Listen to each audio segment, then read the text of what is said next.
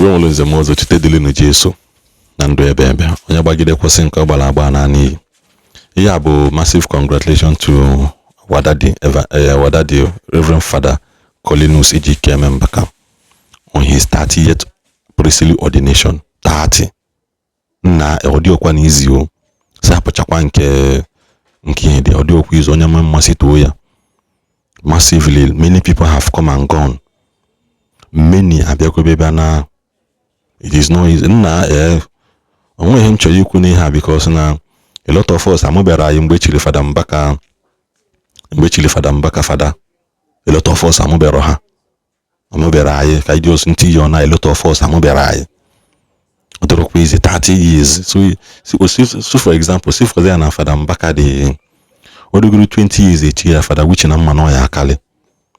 So now on the 55 wee kwụchikwa na Mbaka akwa kpọkịrịkpọ. I run a program on Sunday, run on Wednesday, I think make all night Friday. Mago continuously, and we have been doing that for the past 20 years. Odiro easy who ha. Because again, Mbaka has been a body, has been again an outspoken lion in this our generation. Don't have no big in third Mahakando Ibu Satia, Oba na ha nkwa. Na ọgbaga ahụ nkwa ugwu nkwanyelu enidi kwenyelu onye lulu ugwu akwelu onye ugwu lulu akwelu ya ugwu adọrọ mba ya sị ihe na-eme ahava nwa ebe mbido kpalia Fada Mbaka. Most of people tolo m ọgụ today bụ mgbe ha tolo m ọgụ that I refuse to fight Mbaka mgbe ha na fight Mbaka. Go and do your investigation. I was one of the only blogger, the only video analyst supposed to chapel Fada Mbaka. I was the only one that posted it. And I go, anything that brings joy to the house of God, to the things of God, I come then here. That doesn't mean that I will not expose the bad ones. Yes, me expose that for the sake of the upcoming baby Christians can use that word. But I go, Father J. Mwebesiko wish you Fada Mbaka happy anniversary. That is why Fada Mbaka can enjoy Mbaka 10 years in Bosia. So which means na obolo na nchi Fada mgbe nkwesi ichi Fada mgbe nsavu chamas, which means na nkwesikwali no 10 years in ministry bo Fada nkem because na or na chebe 7 years or so now. Let I go. Yes, mwa kuseva akada na ya di. Let I go ID. When hana konya. So I and to everybody around me and to the people and to the lovers of Reverend Father Ejike Mbaka, you want to use this opinion, this medium kai wolo hira we making you congratulate here or the reason, and we pray that he will grow from strength to strength. He will grow because na ndini na say money does not matter in Christianity. Kedegi yeku na ma Fada Mbaka na nwero kedo de mmadu ya achu no Fada Mbaka na nwero na Mbaka nwere isi ndị isi dị mma enwere ndị isi nkụka. This thing kita menu gosim na ihe ọbụla ịchọ Fada Mbaka nwere ya. Ihe ọbụla ịchọ o nwere ya. Fada Mbaka nwere John the Baptist, o nwere Peter. Yetago. So no ọbụla isi chọọ ya ọ dị. But he's a man loved by many. Yes, he may have his shortcomings and mad, but he's a man loved by many. Growing up, mgbe ihe Mbaka ji wee jide anyị n'ọrụ n'ugwu Hausa mgbe bụ egwu ahụ ọ na-agụ n'eti Hausa n'ime. That was why Mbaka became one of the highest selling preacher na bụrụ indigene nọ n'ugwu Hausa mgbe ahụ. Eso m nwere kaseti ya. Even till tomorrow aka nwere egwu Mbaka kaju na phone m na-akpọkwa. Una. So she celebrate Fada Mbaka today. Today is a day of Fada Mbaka. She celebrate here. Nobody should drag Fada Mbaka. He drag and block wag. He bam nabro congratulations. God bless block wag today. That is today is a day for Father Ejike Mbaka. Or the reason most of the people now on social media. Mubera ayim mbuchi Fada. 30 years. Then very soon, Mother Mario, you may 25 years. So, these people have seen it all. They have been there, they are part of your youth. I could see some of the things I make a money how you can lie.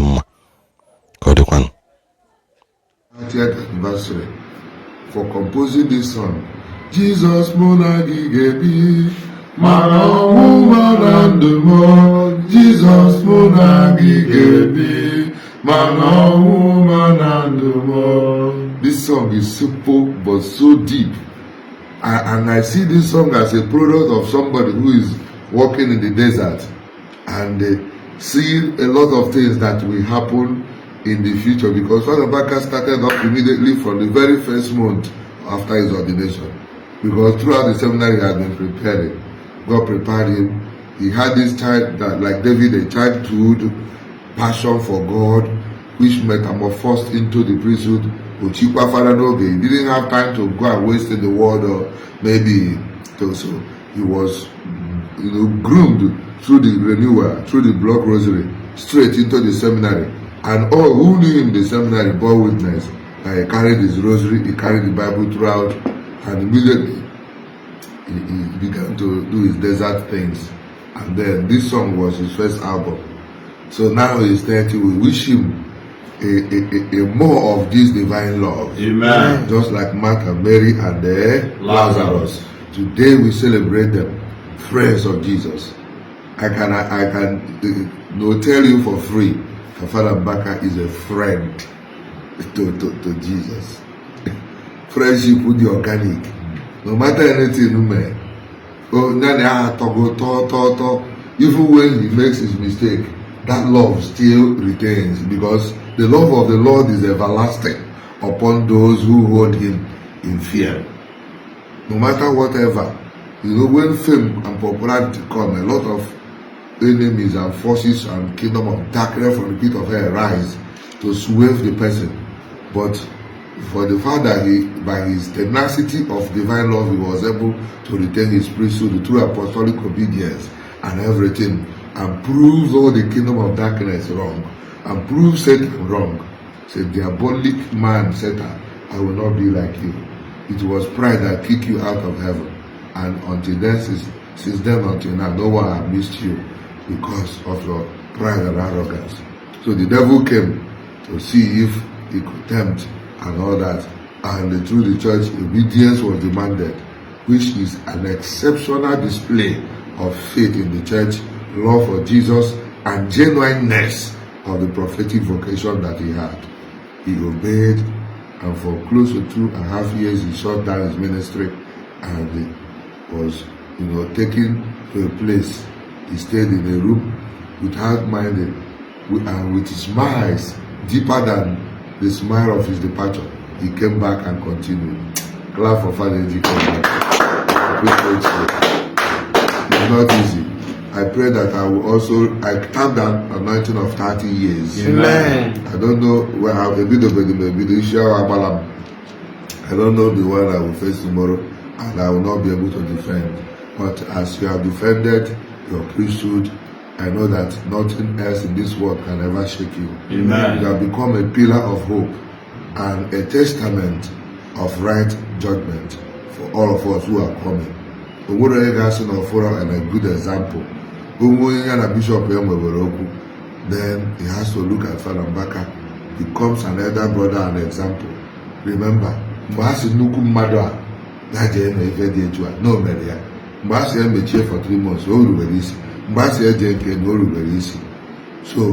remember, he's a human being, and God made him so great, and to manage greatness and with obedience, you don't know what easy. You can't put yourself in his shoe. So on a day like this, with mighty glory that accompany him, organic miracle, and on the Chukwuaza, they've been you the man here will follow come. You saw what happened on that video. Yes. Some of you didn't know that video was shot in Ituku. With him, we are praying. We lay down before the Blessed Sacrament on that day, long time. Hi, Jesus Christ.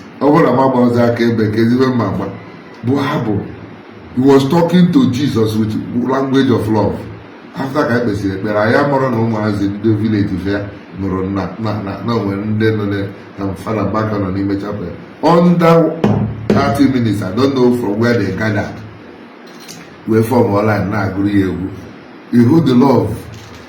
In the village, big Motawakan, Motan, big Nunabaka from no more Amadike by Edmund and Bon Amadike.